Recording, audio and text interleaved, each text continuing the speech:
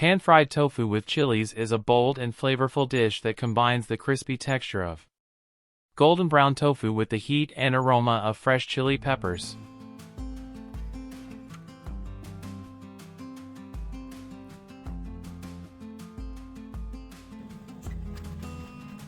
The tofu is cut into bite-sized pieces and seared in a hot pan until its edges are perfectly crisp, creating a satisfying contrast to its soft interior. It's then tossed with sliced chilies, garlic, and soy sauce. Perfect for game nights, family gatherings, or even as a quick, flavorful snack.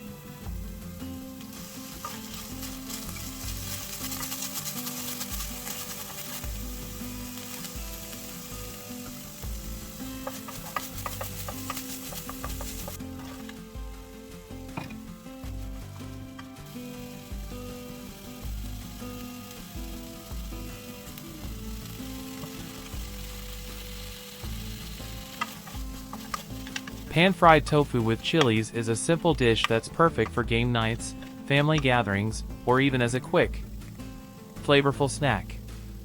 The crispy tofu pieces, coated in a spicy, savory glaze, are easy to eat with fingers or toothpicks, making them ideal for sharing.